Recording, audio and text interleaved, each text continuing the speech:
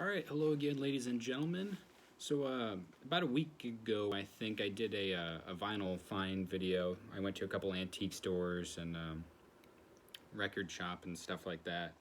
And I said that I also picked up a few jazz albums recently. I want to do a separate video, kind of keep it separate from kind of the rock stuff and the other stuff I have. So yeah, one of these records I got in an antique store, just kind of stumbled across it, and then the other, I think three or four I got from a local record store. They were kind of in the $3 bin, but I thought they were pretty cool, so I picked them up. Especially because I've been getting into this specific jazz artist. But yeah, so just kind of off topic a little bit. So recently I've been getting into jazz a lot more. Artists like Bill Evans, Bill Evans Trio, Dave Bruebeck, Miles Davis, Thaddeus Monk, Sonny Rollins. So kind of like your basic jazz artists. There's nothing basic about them, obviously, but to a jazz enthusiast, it's like, oh yeah, those are the guys you want to listen to, for sure. But these are all going to be Bruebeck records. Like I said, I've been really getting into Bruebeck. So if I go to the store and I see some Bruebeck records or Bruebeck Quartet records, I like to pick them up. So the first one I got at my local record store, it was in like I said, $3 bin. Nothing crazy as far as price, but I thought it was pretty cool. This is Jazz Goes to Junior College by the Dave Bruebeck Quartet. So Dave Bruebeck, I believe in the late 50s, so around 57, kind of like right in that first that initial stretch, or not initial stretch, but the stretch of Time Out, and all the kind of like the classic albums there in 57. He did a couple tours to colleges, and I think his first album, it was Jazz Goes to College. And, it was just one of those things where it was, jazz was becoming a big deal on campuses, college campuses, where it used to just be classical music, concerts, things like that. Young college students started becoming interested in jazz. So I think it was Bruebeck's wife who suggested that, the quartet tour some colleges to kind of boost jazz, into that kind of scene. So Jazz Goes to College was the first, and there was Jazz Goes to Junior College was the second. I think most of these were recorded, I think, in Long Beach Junior College. Not 100% sure, but I believe that is where most of them are recorded. Yeah, Fullerton and Long Beach colleges. Yep, that's it. So, I thought, it was a very nice sounding record. It's got that kind of live jazz sound to it, which I always think is very cool. You can tell the audience was very active, kind of very excited to have the Bruebeck Quartet there. And this is a Columbia 6i pressing, and actually in pretty clean condition. You can see kind of the shine there, the reflection even. So for $3, 6i Bruebeck record, because I'm getting into Bruebeck a lot. So that was just kind of picked it up. I was like, oh yeah, I don't know this record, but that's the whole point of buying records, to get into new music. So it's kind of cool in the back there. It's got the Columbia promo for a phonograph down here. What is that? Columbia Model 530. So that's kind of cool. And it's kind of got the story here, on what the Jazz Goes to Junior College is all about. So yeah, that's the first record I got here.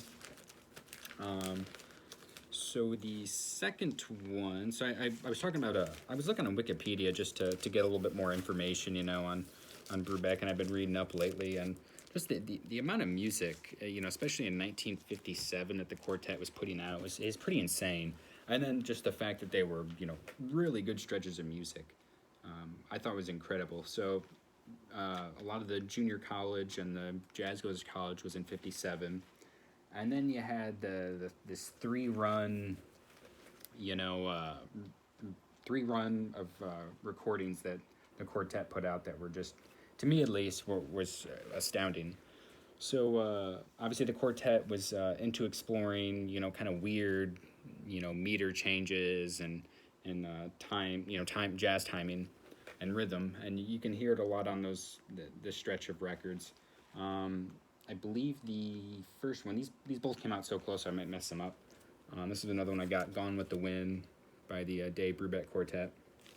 So this one kind of built upon what would become Time Out, the famous jazz record, probably one of the most famous jazz records of all time.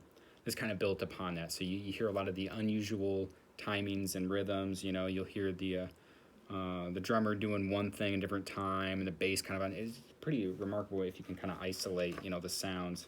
So this one, unfortunately, is pretty noisy. I think it needs a cleaning. I don't have a record cleaner yet, unfortunately, but as another 6i Columbia pressing.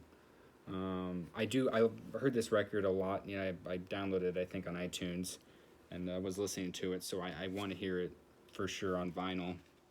Unfortunately, like I said, it's a bit noisy. I think someone may have tried to clean it, but didn't do a very good job, because it kind of looks like it might be a little bit of a like liquid residue damage or something on there. So once I get my record cleaner, this is probably the first one I'm gonna clean, just because it could use it a lot.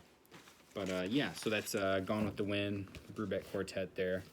Another kind of build-up album to what Time Out would become. So now I found this next one at an antique store for a couple bucks. I was kind of digging through a bin. I was, kind of not a whole lot that was sparking my interest. And then I came across this one. This is Jazz Impressions of Eurasia. And this came out in '57. I think this is just before Time Out. And a lot of the songs on here, you can hear the influences for Time Out. And this is basically the quartet, I think in the... What was it? Maybe the winter of '58 was touring England and Asia Minor. So a lot of these songs are influenced by, things he saw in Europe, in England, and Kabul, Afghanistan, the Middle East. So it was the influence of, it kind of influenced this album, and then what would later become Time Out. I know I keep hammering that in, but, a lot of these records, they're cool to listen to back to back, because you can hear the sounds developing over time. I don't have Time Out yet. I want to pick up the analog production record of that, because it is one of my favorite jazz records. But yeah, that's the three I got. Oh, and this one is is this one a 2i? Nope. This is a Columbia 6i again. The little stereo fidelity and the arrows there. So this one's pretty clean. Side 1's a little noisy. Could use a cleaning. Side 2, like I said, is perfectly fine. I kind of find out with records sometimes when one side's kind of worse than the other. But so yeah, a little bit. This one's a little bit damaged, a little bit old. Seen a lot of miles, but sounds great. It's a nice sounding jazz album. So now we'll fast forward a little bit into the early '60s with these next couple. This is the Brandenburg Gate Revisited, Dave Bruebeck Quartet. I got this in a local record shop again for $3.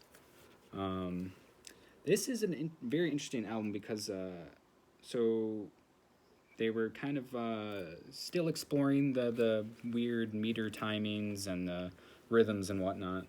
But this one, the quartet decided to record with a full orchestra. So you have a very cool mix of like orchestral pieces mixed along with jazz. So you have, you hear all these strings and this grandiose, orchestra, and then it kind of breaks down to the jazz quartet. They kind of do their thing, and it goes back and forth. So if you haven't heard this album, very cool sounding.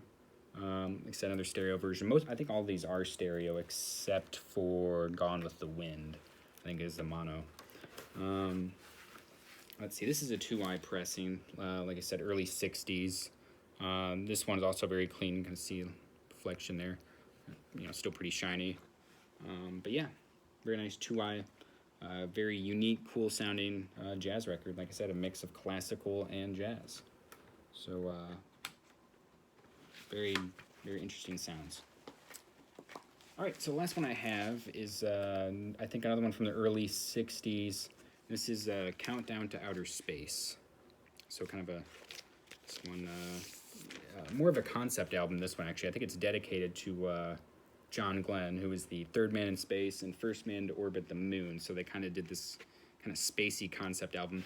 This one is probably the most obscure of the ones I have. Definitely follows that classic Bruebeck Quartet sound. just a little bit more experimental. So if you're maybe new to Bruebeck, I'd obviously start with Time Out and some of the, jazz impressions of Eurasia, Gone with the Wind, and then, eventually kind of delve into something like this. Like I said, it's not nothing like avant-garde crazy, weird sounding jazz stuff, but it's just a little bit more experimental. But, like I said, very nice album. All these are just lovely to listen to, kind of at night, dim the lights, maybe have a little glass of whiskey or something like that and just relax. That's the thing I like about Bruebeck, at least. So yeah, those are the three that let's see, I think four. Yeah, 4 or 5 that I have right here. Like I said, picked them up recently. Just want to do a little separate video to kind of talk about those a little bit. Like I said, some of them need some cleaning, but otherwise, yeah, great sounding records. And if I get more jazz, I'll let you know. So far, these are the only ones I have. With the exception of like Sinatra, and I have Frank Sinatra and Nat King Cole records. But I wanted to keep that separate, from the jazz and instrumental stuff. So yeah, that's it. And I guess I will see you guys next time.